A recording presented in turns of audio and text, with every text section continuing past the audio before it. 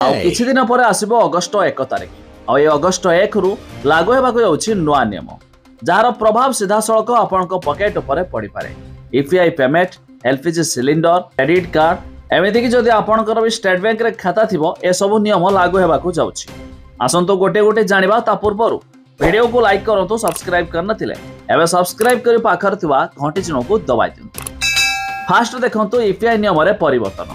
भारतीय राष्ट्रीय पेमेंट निगम अर्थात एनपीसीआई इकोसिस्टम रे दबाण कमाइबा एवं पेमेंट विलंब किंबा विलंब लेनदेन जनित समस्या ह्रास करिया पाई नुआ नियम जारी करिछि। एही नियम आपणक स्थानीय दुकान रे पेमेंट को प्रभावित न करि पारे, किंतु बैंक बैलेंस जांच और अन्य कार्य उपरे यह किछि सीमा लगाइबो।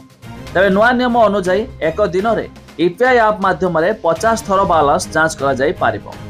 मोबाइल नंबर सह लिंक होइतिबा बैंक अकाउंट को दिन को 25 थर जांच करा जाई पारिबो।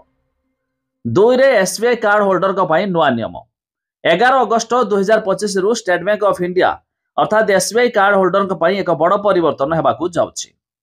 SBI central bank, PSB, UCO bank, कोर वैश्य बैंक, इलाहाबाद बैंक आदि सह मिलित भाव में किसी को ब्रांडेड क्रेडिट कार्ड रे प्रदान करुथिया मागणा एयर एक्सीडेंट इंश्योरेंस कवर अर्थात 1 कोटी टंका किंबा 50 लाख टंका बंद करिबो। एही कार्ड होल्डर का पाई एक बड़ झटका होई पारे। 3 रे एलपीजी दर रे परिवर्तन। अगस्त 1 रु घरे और वाणिज्यिक एलपीजी सिलिंडर दर रे परिवर्तन होई पारे। गत जुलाई 1 तारिख रे 19 किलोग्राम वाणिज्यिक सिलिंडर दर रे 60 टंका ह्रास करा जायतिला। आशा करा जाउछि जे एही अगस्त रु 14 किलोग्राम रो घरे एलपीजी सिलिंडर दर रे मध्य ह्रास होई पारे।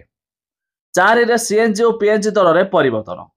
तैल कंपनी माने प्रति मासरे सीएनजी और पीएनजी दर रे परिवर्तन करिथांती। तबे चलित वर्ष अप्रैल परे एही दर रे कोनोसी परिवर्तन होई नाही। तबे आशा करा होछि जे 1 अगस्त रो एही दर रे परिवर्तन होई पारे। आ 5 रे एयर टरबाइन फ्यूल अर्थात एटीएफ दर रे परिवर्तन अगस्त 1 तारिख रु एयर टरबाइन फ्यूल दर रे मध्य परिवर्तन होई पारे। तबे तैल कंपनी माने प्रति मासर प्रथम तारिख रे एटीएफ जाकी एयर टरबाइन फ्यूल संशोधन करिथांती।